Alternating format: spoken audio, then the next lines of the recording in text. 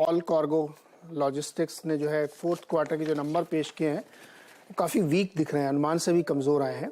Company के मुनाफे में 75% की कमज़ोरी देखी गई, वहीं आमदनी में भी गिरावट है, मार्जिन काफ़ी श्रिंक हुए हैं। क्या रीज़न थी, किस तरीके से इसको देखना चाहिए? बातचीत करने के लिए कंपनी के chief strategy officer Ravi Jakhar हमारे साथ है। रवि जी, स्वागत है आपका सीएनबीसी आवाज़ पे। नंबर काफ़ी वीक दिख रहे हैं सर, क्या रीज़न है? तो अगर आप देखेंगे तो अभी इसमें काफी सारे एडजस्टमेंट्स हैं। जैसे हमारा अभी जो डीमर्जर हुआ है उसकी वजह से जो सीएफएस आईसीडी बिजनेस है, ऑल कार्गो टर्मिनल्स में रियल एस्टेट बिजनेस है, वो ट्रांस इंडिया रियल्टी में, तो काफी सारे वो एडजस्टमेंट्स हैं। अगर आप देखेंगे तो मोटा मोटी तौर पे 3 बिजनेसेस हैं हमारे ऑल कार्गो लॉजिस्टिक्स में। एक इंटरनेशनल सप्लाई चेन, दूसरा एक्सप्रेस लॉजिस्टिक्स जो गति में है, और तीसरा कॉन्ट्रैक्ट लॉजिस्टिक्स जो ऑल कार्गो सप्लाई चेन में है। अगर आप ओवरऑल पूरे साल की परफॉर्मेंस देखेंगे, बिकॉज क्वार्टर और क्वार्टर भी काफी रीस्टेटमेंट्स वगैरह, एडजस्टमेंट्स वगैरह हैं, तो 1250 करोड़ का एबिटा हमारा कंबाइंड रहा है FY23 के लिए, जो कि काफी बेहतरीन नतीजा है अगेंस्ट जो भी मैक्रो इकोनॉमिक एनवायरनमेंट अगर आप देखेंगे तो काफी कमजोर रहा है। गति में जहां पे हमारे एक्विजिशन के टाइम पे ऑलमोस्ट 700 करोड़ की डेट और कंटिजेंट लायबिलिटीज थी, और उसकी वजह से हम ऑल कार्गो में भी बात कर रहे थे कि कैसे नेट डेट हम लोग कम करेंगे, अभी 6 महीने 9 महीने पहले तक भी। आज वो परिस्थिति स्ट्रॉन्ग बिजनेस परफॉर्मेंस की वजह से बदल गई है, और आज हमारे पास में बुक्स पे ऑल कार्गो लॉजिस्टिक्स में 600 करोड़ से भी ज्यादा नेट कैश है। तो कंपनी बहुत ही स्ट्रॉन्ग फाइनेंशियल कंडीशन में है। इन टर्म्स ऑफ बिजनेस अगर आप देखेंगे इंटरनेशनल सप्लाई चेन में, तो जो इंटरनेशनल फॉरवर्डर्स हैं उन्होंने ऑलमोस्ट 17% तक का वॉल्यूम का ड्रॉप बताया है। कंपेयर टू दैट हमारा जो है एफसीएल बिजनेस में 0% ड्रॉप है और एलसीएल बिजनेस में 7% ड्रॉप है।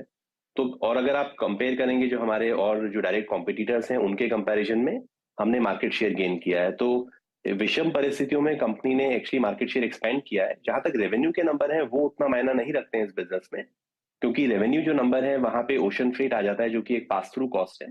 तो मैं ये कहूंगा कि आपको अगर नतीजों को ठीक से देखना है तो आप एक तो ग्रॉस प्रॉफिट देखिए, और दूसरा आप क्वार्टर की जगह पे एनुअल एक ट्रेंड को देखिए, क्योंकि इस क्वार्टर में अगर क्वार्टर 4 में देखेंगे तो तकरीबन 68 करोड़ के आसपास के वन टाइम अकाउंटिंग और अदर जी एडजस्टमेंट्स भी हैं, जैसे कुछ हमारे रवि जी यूएस में प्रोविजन। रवि जाखड़ जी, अगर ओशन फ्रेट इतना वीक हो रहा है, रेट्स उसके नीचे जा रहे हैं और लोग बता रहे हैं कि कमजोर हो रहा है, तो आप इंडस्ट्री से बाहर थोड़ी हैं कि हम उसको आपकी सिर्फ कंपनी स्पेसिफिक में देखेंगे आपने थोड़ा सा गेन कर लिया है। नहीं, मैं आपको एकदम अच्छा एग्जांपल देता हूँ। इसमें क्या है, हमारा जो बिजनेस है वो एलसीएल कंसोलिडेशन है। इसका मतलब ये होता है कि जो कार्गो है उसमें हम एक consumer 1 cubic metre 2 cubic metre book करता है, वो हम एक कंटेनर में कंसोलिडेट करते हैं, उसको वेयरहाउस में stuffing, D stuffing, last mile, first mile, बहुत सारे तरह के ऑपरेशन है। तो आप इसका अंदाजा इस चीज से लगा लीजिए कि जो ओशन फ्रेट कॉस्ट है वो एलसीएल बिजनेस में तकरीबन 35% के आसपास ही होती है।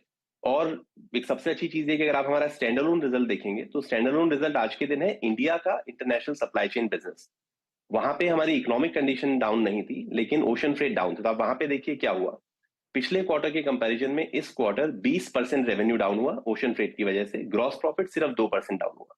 अगर आप पिछले साल के कंपैरिजन में देखेंगे, सेम क्वार्टर जो मार्च क्वार्टर 2022 था, सुनिए ना, उससे भी कहीं ज्यादा गिरावट, ऑलमोस्ट 50% से ऊपर की गिरावट ओशन फ्रेट में आई है, उसकी वजह से रेवेन्यू में आई है। लेकिन अगर आप देखेंगे तो ग्रॉस प्रॉफिट सिर्फ 2% नीचे है। जाखड़ जी, यही तो इम्पोर्टेंट चीज है। देखिए देखिए ये नंबर्स को, एक तो होता है कि आप हमें जो बता रहे हैं कि ग्रॉस प्रॉफिट में हमें इतना नुकसान हुआ, लेकिन अगर हम इंडस्ट्री का ट्रेड या जो कोर ट्रेड है अगर आपका वो वीक हो रहा है, आपका मतलब इंडस्ट्री का कोर ट्रेड वीक हो रहा है, इंटरनेशनल ट्रेड वीक हो रहा है, फ्रेट रेट नीचे जा रहे हैं, जी, तो फिर आगे का आउटलुक कैसे हम समझें? तो जैसा मैंने बताया, हमारे लिए शिपिंग जो ओशन फ्रेट है वो रेवेन्यू नहीं है, वो एक कॉस्ट आइटम है। हमारा बिजनेस एलसीएल कंसोलिडेशन और डोर टू डोर का है, जिसकी वजह से मैंने जैसा आपको बताया, अगर आप इंडिया में देखेंगे तो हमारा ओशन फ्रेट कम हुआ, उसकी वजह से हमारे मार्जिन कम नहीं हुए, क्योंकि हमारा जो भी थोड़ा बहुत डिक्लाइन था वो हमने वॉल्यूम से बैलेंस कर लिया। तो वही अगर आप इंटरनेशनल ट्रेड में भी देखेंगे तो मोटा मोटी हमारी जो 7-8% की वॉल्यूम की गिरावट रही है, उसी की वजह से gross margin, gross profit overall नीचे आया है। जैसे हमारी वॉल्यूम की रिकवरी हम देखेंगे तो ग्रॉस प्रॉफिट वापस आना चाहिए, रेवेन्यू वापस नहीं बढ़ेगा, क्योंकि रेवेन्यू जो है डोमेस्टिक ट्रेड में पूरा वापस आ जाएगा। डोमेस्टिक ट्रेड कैसा है? सो डोमेस्टिक ट्रेड अगर आप देखेंगे तो गति में हमारा FY22 लगभग 50 करोड़ एबिटा था, FY23 लगभग 90 करोड़ एबिटा है, FY24 उससे और बेहतर लग रहा है। कॉन्ट्रैक्ट लॉजिस्टिक्स अगर आप देखेंगे तो लगातार उसमें एक अच्छी परफॉर्मेंस रही है, 21 करोड़ के आसपास का एबिटा कॉन्ट्रैक्ट लॉजिस्टिक्स में है, और अब वो हमारा 100% बिजनेस है। तो इस क्वार्टर में अगर आप देखेंगे तो हमने कंसोलिडेट नहीं किया है, क्योंकि हमने जो शेयर परचेज किए थे वो 31 मार्च के बाद किए थे, लेकिन आज के दिन वो ऑलरेडी हमारा 100% सब्सिडरी है। जो केडब्ल्यू की ट्रांजेक्शन है वो भी अगले 2 हफ्ते में तकरीबन हो जानी चाहिए। तो अगर आप देखेंगे तो ऑल कार्गो जो है वो 3 बिजनेसेस का पार्ट है। International supply chain 100%, contract logistics का 100%, और जो एक्सप्रेस बिजनेस है उसका 30% डायरेक्टली और 35% मान लीजिए आप गति के थ्रू, तो लगभग 65%। और ये तीनों ही जो बिजनेस है एसेट लाइट है, बहुत high return on capital employed है। अगर आप देखेंगे तो शायद पिछले दशक का सबसे टफ ऑपरेटिंग एनवायरनमेंट इस क्वार्टर में रहा होगा, तब भी इस साल हमारा उस पर रिटर्न ऑन कैपिटल एम्प्लॉयड 36% है, जो कि काफी अच्छा रहा है इंटरनेशनल सप्लाई चेन बिजनेस में। और डोमेस्टिक बिजनेसेस में तो मैक्रो इकोनॉमिक कंडीशंस भी अच्छी हैं, ओके तो उसके चलते आउटलुक अच्छा रहेगा।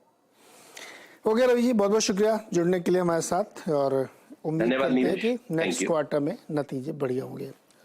गौरव, ऑल कार्गो 2.5% नीचे है नतीजों के बाद, टेक्निकली कैसा लग रहा है चार्ट पे? देखिए, अगर इसके चार्ट ओवरऑल देखे जाए तो यहाँ पे उतना ज्यादा कॉन्फिडेंस चार्ट में नजर नहीं आ रहा है। यहाँ पे जो प्रीवियस स्विंग लो थे उस 250 उसके नीचे अगर जाएगा तो स्टॉक में काफी एक अच्छी करेक्शन आपको देखने मिल सकती है। स्टॉक जो है एक बार 210 215 के लेवल भी एक बार अटेम्प्ट कर सकते हैं। तो यहाँ पे स्ट्रक्चर वीक है, डेली चार्ट्स पे लोअर टॉप लोअर बॉटम बन रहा है, और 250 के नीचे एक बार चला जाएगा तो यहाँ पे आपका जो वीकनेस है वो और बढ़ जाएगी। ओके, ये राह इस पे निकल के आ रही है।